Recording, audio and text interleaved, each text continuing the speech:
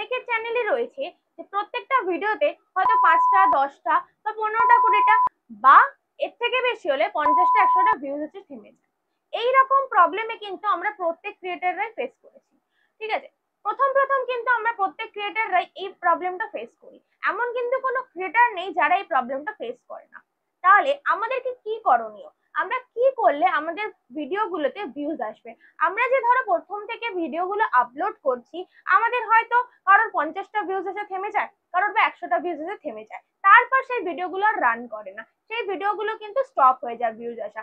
আমরা কিন্তু পরবর্তীকালে সেই ভিডিওতে ভিউজ আনতে পারি না। আমাদের ভিডিওগুলোকে বুস্ট করতে হবে। দাঁড়াও, ভিডিওটা কিন্তু টাকা দিয়ে বুস্ট করবো না, আমরা কিন্তু আমাদের কিছু কাজ করতে হবে, সেই কাজের মাধ্যমে কিন্তু আমরা ভিডিওটা বুস্ট করবো। তাহলেই কিন্তু আমাদের সেই পুরোনো ভিডিওগুলো কিন্তু আবার চলতে শুরু করবে, আবার কিন্তু সেই ভিডিওতে ভিউজ আসবে।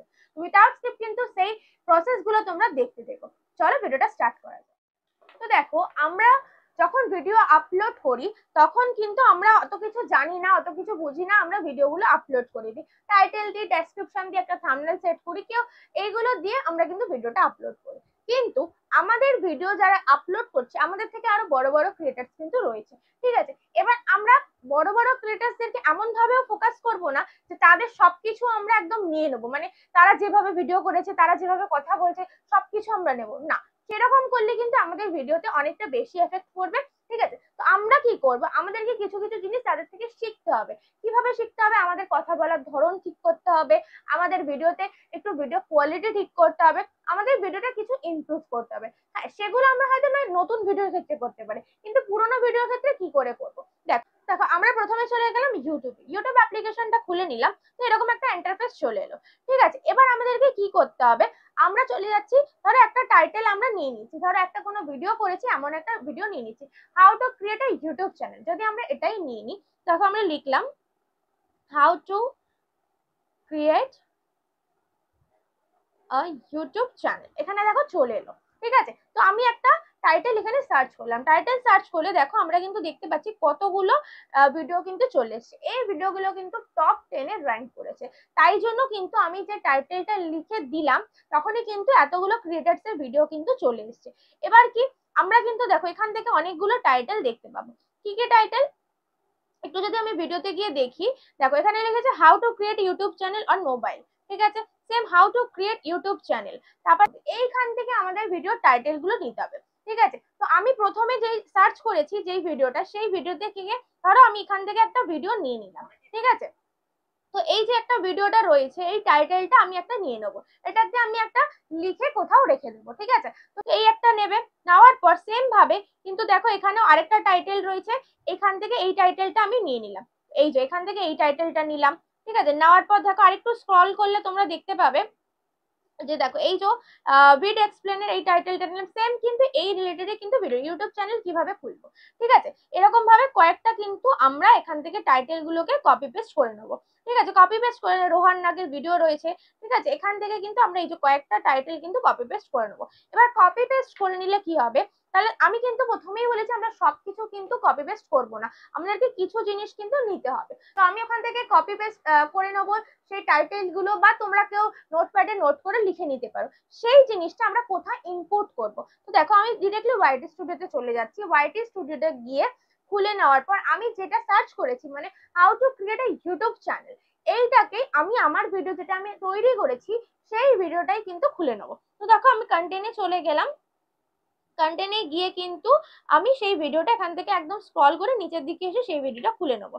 দেখো এই যে রয়েছে যে নতুন নিয়মে, এই যে how to create a YouTube channel, এই ভিডিওটা যখন আমি ওপেন করব, এই ভিডিওটা আমাদের কিছু কাজ করতে হবে, কারণ দেখো আমার এটা নতুন চ্যানেল বলে 164 ভিউজে থেমে গেছে, এখানে কিন্তু কিছু আপ বা ডাউন কিচ্ছু দেখাচ্ছে না। আমাদেরকে কি করতে হবে, এই যে ডেসক্রিপশনটা রয়েছে, এখানে আমরা অনেক কিছু টাইটেল হ্যাশট্যাগ দিয়ে কিওয়ার্ড কিন্তু সেট করেছি, এইখানটাতেই কিন্তু আমাদের ডেসক্রিপশনে এই জায়গাটায় টাইটেলটা কিন্তু আবার দিয়ে দিতে হবে। ওখান থেকে যে কটা আমি কিওয়ার্ডস নিয়েছিলাম সেই কিওয়ার্ডস গুলো এখানে কয়েকটা পেস্ট করে দেবে, মিনিমাম 5টে তুমি এখানে টাইটেল দিতে পারো। ঠিক আছে, আমি আমার একটা টাইটেল দিয়েছি, আরো 4টে তুমি টাইটেল এভাবে দিতে পারো। ওখান থেকে কয়েকটা টাইটেল নেবে, নিয়ে এখানে কিন্তু টাইটেল গুলো দেবে, কারণ কি ওই টাইটেল গুলো কিন্তু র্যাঙ্ক করেছে টপ 10 হিসেবে। সেম ভাবে সেই টাইটেলটাই থেকে একটা একটা করে কিওয়ার্ডস দেবে, কিওয়ার্ডস নিয়ে এখানে ট্যাগসে কিন্তু ইনপুট করে দেবে। কারণ কি আমার ট্যাগস গুলো কিন্তু পুরোপুরি র্যাঙ্ক করেনি, দ্যাটস ওয়াই কিন্তু আমার ভিডিওতে ভিউজ আসেনি। তাছাড়াও কিন্তু চ্যানেলটা নতুন, এটা একটা এফেক্ট কিন্তু পড়েছে। সেম ভাবে তোমাদেরও চ্যানেল হতে পারে নতুন, বা তোমাদের চ্যানেলে ভিউজ কিন্তু এরকম ভাবে এসে থেমে যেতে পারে। তো তোমরা যে রিলেটেড ভিডিও করেছো না কেন সেই টাইটেলটা নেবে, সেই টাইটেলটা নিয়ে ইউটিউবে সার্চ করবে, সার্চ করার পর দেখবে অনেকগুলো ইউটিউবে বড় বড় ক্রিয়েটার্স এর ভিডিও চলে আসছে, মানে টপ 10 এ যারা যারা ভিডিও রয়েছে সেগুলো কিন্তু তোমাদেরকে শো করবে। সেইখান থেকে টাইটেল গুলো তোমরা নেবে, নিয়ে তোমাদের ডেসক্রিপশনে কিন্তু টাইটেলের জায়গায় পেস্ট করবে। মিনিমাম 5টা ভিডিও কিন্তু তোমাদেরকে, মানে 5টা ভিডিও টাইটেল ওখানে দেবে সেম রিলেটেড, মানে how to create a YouTube channel এইরকমই দেখবে 5জন, যেরকম আমি তোমাদেরকে দেখালাম টাইটেল গুলো নিয়ে পেস্ট করবে। আর ওখান থেকে এক একটা কিওয়ার্ড তোমরা নিয়ে ট্যাগসে দেবে। দেওয়ার পর তোমরা কিন্তু ওটাকে আবার সেম ভাবেই শিডিউল করবে, শিডিউল করে পোস্ট করবে। পোস্ট করার পর একটা টাইম ধরে পোস্ট করবে, যে টাইমে ভিডিও আপলোড করছো তুমি, ঠিক আছে। এবার তোমাকে কি করতে হবে, পোস্ট করার পর তোমার কোনো একটা নিজস্ব নেটওয়ার্ক থেকে, ঠিক আছে, হয়তো সেম নেটওয়ার্ক থেকে বারবার কিন্তু ভিডিও চালাবে না, হয়তো তোমার আরেকটা ফোন রয়েছে সেই ফোন থেকে ভিডিওটা আরেকবার প্লে করবে, জাস্ট তুমি প্লে করে ফুল ওয়াচ করে ছেড়ে দেবে। এই অবধি তোমার কাজ থাকবে। তারপর তুমি দেখবে আস্তে আস্তে কিন্তু তোমার ভিডিওটায় ভিউজ আবার আসতে শুরু করবে। কারণ কি, তুমি ট্যাক্স চেঞ্জ করছো, তুমি নতুন করে ডেসক্রিপশন দিচ্ছ, তার মানে কি এটার এসইওটা তুমি আবার করলে। তাহলে ওই টপ 10 থেকে তুমি টাইটেল নিয়ে যদি এখানে ইনপুট করো, তোমার এসইওটাও আবার নতুন ভাবে হলো, তোমার ভিডিও কিন্তু আবার পুনরায় রান করতে শুরু করলো। এই প্রসেসটা তোমরা ভিডিও আপলোড করার পর যদি করতে পারো, মানে এই সেম প্রসেসটা ভিডিও আপলোড করার 24 ঘন্টা 48 ঘন্টা পর করলে কিন্তু খুব ভালো রেজাল্ট পাবে। ইভেন কি তোমার ভিডিও ভালো পরিমাণ ভিউজ আসবে। বাট তোমার সেই তুলনায় যে পুরোনো ভিডিওগুলো রয়েছে সেই পরিমাণেও কিন্তু ভিউজ আসবে, কিন্তু 24 ঘন্টা 48 ঘন্টা পর যেটা করলে বেশি ভিউজ আসতো সেটা থেকে হয়তো কিছু পরিমাণ কম ভিউজ আসবে, কিন্তু ভিউজ কিন্তু আসবে। যেখানে থমকে ছিল সেই ভিডিওটা সেইখানে কিন্তু আর থমকে থাকবে না, সেটা থেকে কিন্তু আরো 100 200 300 ভিউজ কিন্তু তোমার মিনিমাম চলেই আসবে।